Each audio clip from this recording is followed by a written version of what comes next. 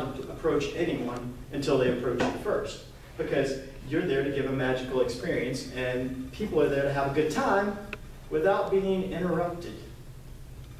So, I am standing there within feet of the last thing on my list to do. And how am I going to get this guy to stop? So the first thing I do,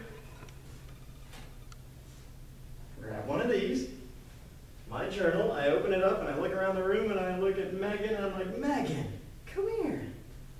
Now Megan's this long, blonde hair, beautiful girl. She is every lifeguard's dream, all right?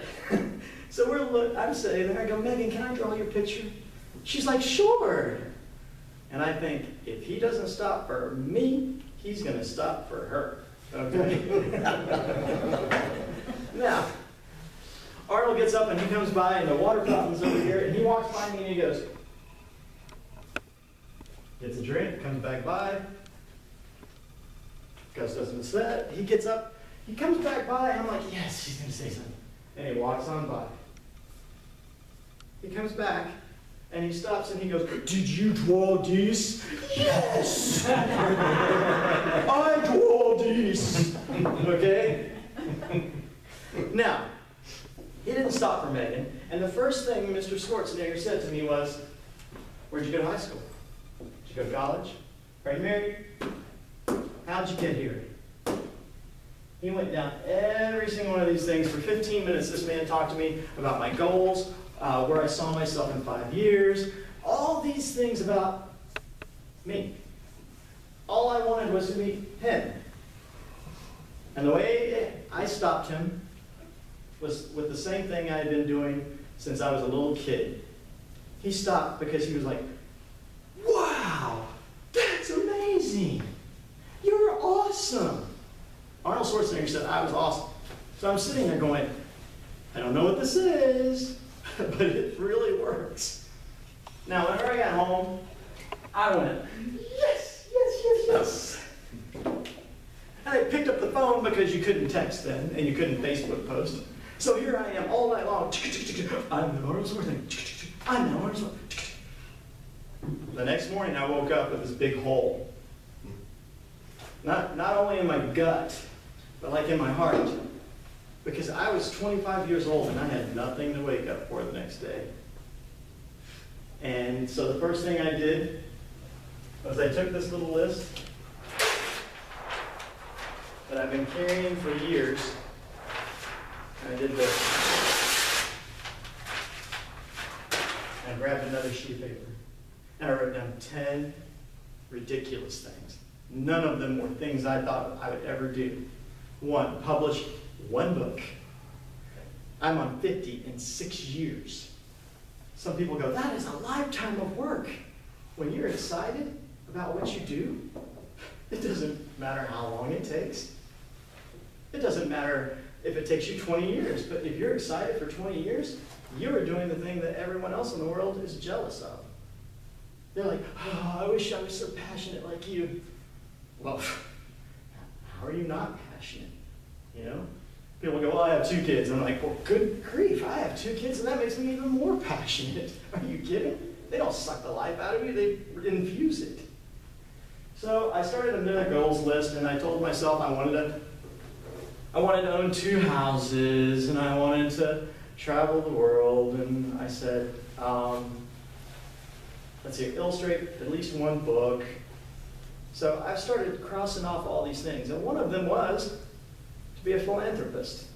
I couldn't even spell the word, okay? I just wrote it on there, and I want to be a philanthropist. So I actually give away almost 75% of the number of books that I sell every year, okay? So people are like, how do you do that? Well, if you're making a profit on the other ones, you can give away as much as you want. And one good example is I met a teacher at Cuba Elementary School. She was the principal, and she invited me in. She was the first principal to invite me into that school, and that was the first time I did public speaking in schools. I was awful, okay? I was scared. Like, there are these big rings hanging. I don't have them now, right? But there are these big rings hanging under my arms. And these kids come down and they say, we love you, you're awesome. I want to be just like you. I have a friend that's just like that. And Mom, Dad said I'll never do this. And you get the picture? Now this principal had invited me back numerous times after that. And each time she would see me grow, she'd go, wow, you're getting good. She'd go, wow, you are so fantastic. She goes, I knew you when. And I'm like, yes, you did. She was diagnosed with cancer and died within probably about 9 to 12 months right after. I donated a book to every single student in that school, had them write a message about how she inspired them. Okay? So for me, that's huge. I gave away almost $6,000 in books just because someone touched me. Okay? So if you start your business, it's never really about yourself. It's really about those goals that you're trying to achieve. They may seem like so hard, but once you reach them, you look at it and you go, are you kidding me? A plane ticket? If I only wanted to ride in a plane, I could go over to Owensboro, get on a plane, and ride down to Nashville, get back on it, and ride back to Owensboro. How much does that cost? Well, $300. How do I get $300? Well, for me, I just draw on some paper and I go, hey, how much you pay for this? But we all have this gift and this talent where we do it and someone goes, man, I pay you double to do that. Well, you should have told me in the beginning, right? So, that's goals, and I'll let you guys ask some questions before I go on. Anyone have a question? No? Yeah. Where did you go to college? I went to Murray State University, and for me, I always ask questions. So whenever I was going to college, I had to pay for it myself, and I'm not mad at my parents for not giving me an education because they did. My dad told me, you know, if you want to work in this tobacco patch for the rest of your life, you've got a job. He said, but if you want out, you got to figure out how to get out. And when he told me that at 13, I'm like, what are you talking about? He's like, well, you're 13, you don't have a license. Closest job is in Dawson Springs, and it's 8 miles in. You're going to have to walk every day. He says, so you got to figure it out yourself. So whenever I started looking for colleges, and this is something you can tell your children if you have children, or other children in the community, have them interview the instructors. Because I would attend art camps, and I would interview the instructors.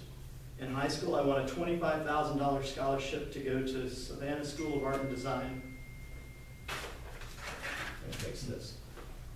To go to the Savannah School of Art and Design, and I turned it down.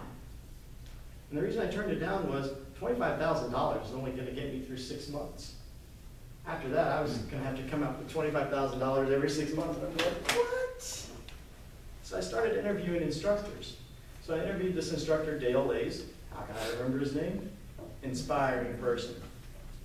When I met him, I said, Mr. Lays, I want to be an animator. And he said, well, if you come to Murray State, you will never draw a cartoon for the entire 4 years you're here.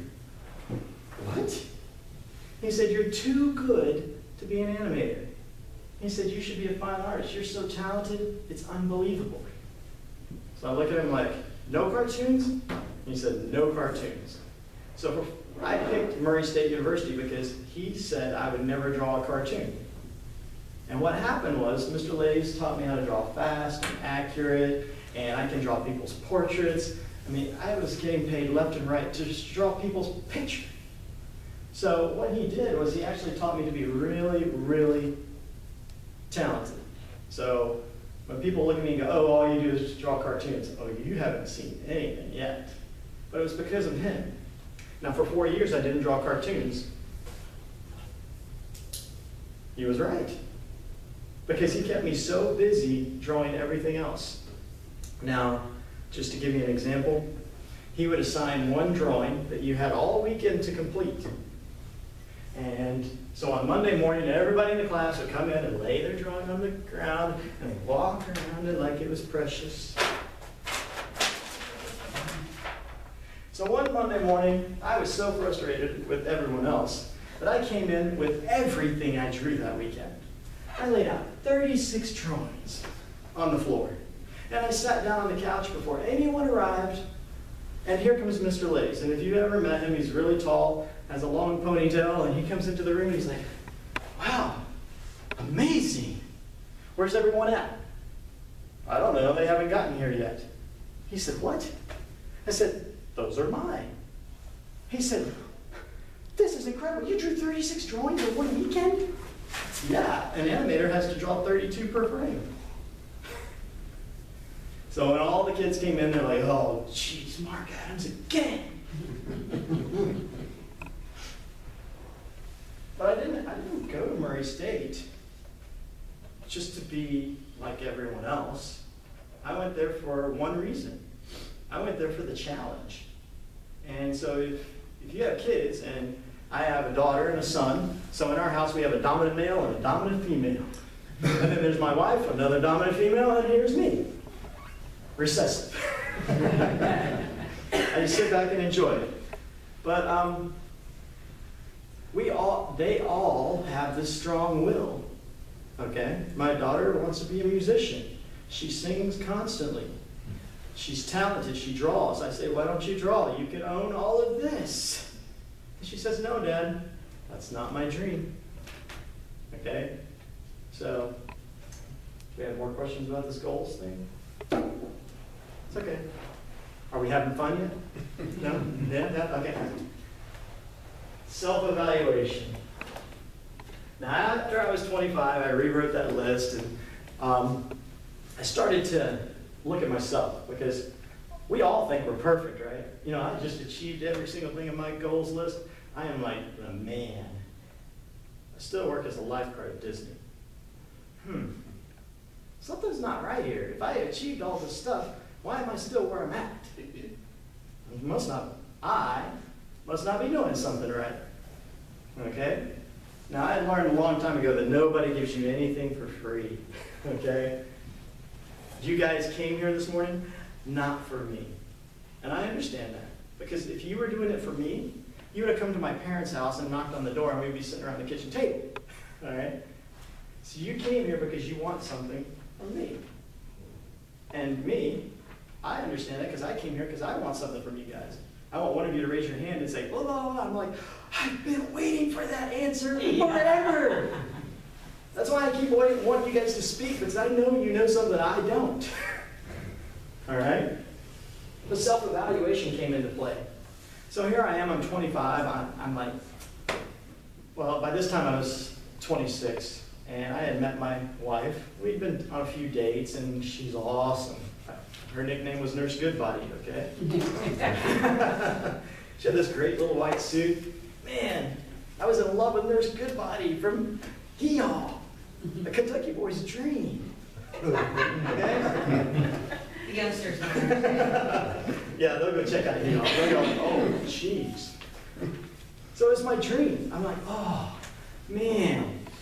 So, what I did was I decided I was going to see if I was probably in the wrong place. Now, the animation studios had moved from Orlando to California, and if you want to be an animator, Orlando was the wrong place. So I thought maybe I needed to move to California. So I went out to California, and I ran on the beach in the mornings, went up to Big Bear for lunch. What else did we do? Oh, the national park, Yosemite, opened up. So we actually got in a car, drove up, and we're in the line for the opening of the Yosemite in '95. And so I was like, wow, this is awesome. So I saw Bridalveil Falls, I saw Half Dome, I saw all these things in one day in Yosemite. You talk about, you kind of see those fast-paced movies where they're like, that was it. Like we ran to the top of Bridalveil, we ran down to the, so I did a lot of awesome things. We went to Las Vegas for a night. So you show up at this casino and it's open all night long. You're like, I can't get any sleep. I gotta fly back tomorrow. But it was awesome. No bugs, sunshine, perfect temperature. It got cold in the mornings, and it was warm in the afternoon. It was awesome. So I'm flying back on this plane, and we're on the plane, and this woman comes up and she puts her stuff in a baggage thing above me. She looked like she might be around 50 years old. To me, that was old at that point in time. But so she was putting things in her compartment, and she reaches her hand down, and all of a sudden I see all of these diamonds and gold, and I'm going, holy moly, who cares about Arnold? Who is this person? Okay? Either she's married a lot of people, or she knows something I don't know. Okay? So then she sits down and she smells like she is made of money. And we all know people where you just go, wow, they're just made of money. But I learned something. Nobody's made of money. We're all made of something in here. And it's because of this woman. The next thing I say to her is,